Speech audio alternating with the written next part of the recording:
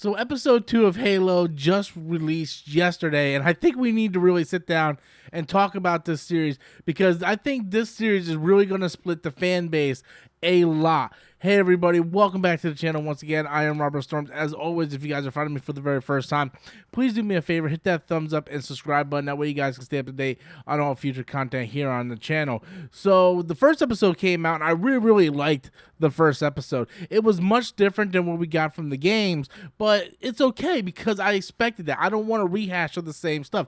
Do something new with the Halo lore. And they really did that in the first episode and really expanded upon that more so in the second episode. So much, in fact, that a lot of people are saying this is not even feeling like Halo.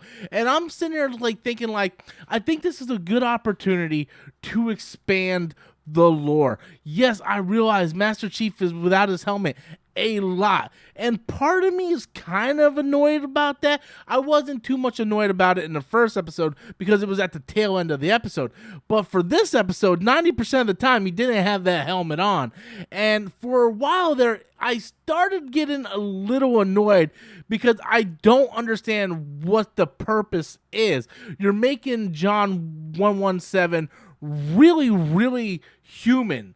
You know, and what I mean by that is this is a character that is starting to feel emotions and all this stuff. And this is something they never really explored in the Halo games.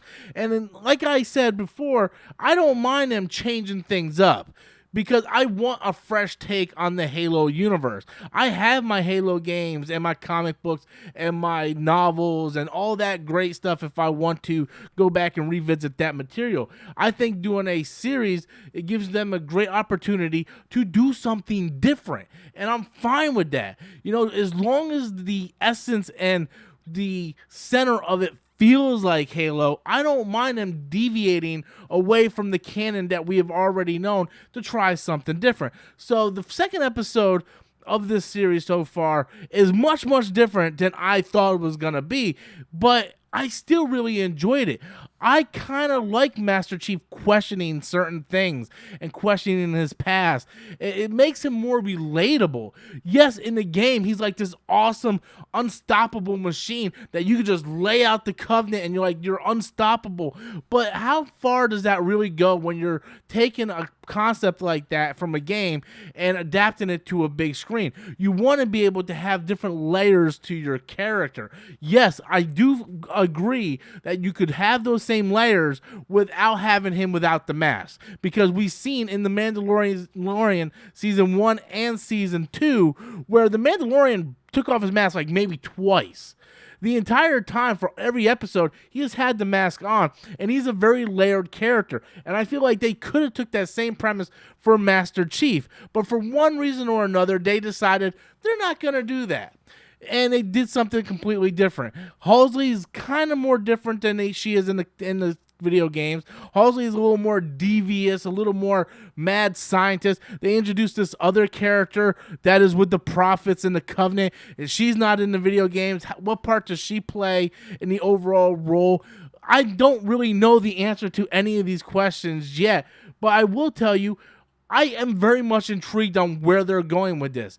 A couple people I feel are automatically, you know, throwing the show away without even giving it a shot. I've seen plenty of people do like reviews where they're talking about it, but they haven't even seen an episode. Oh, I heard Master Chief doesn't have his helmet on. Well, I'm not going to watch it. I heard they don't play the Halo theme. I'm not going to watch it. Well, they do play the Halo theme.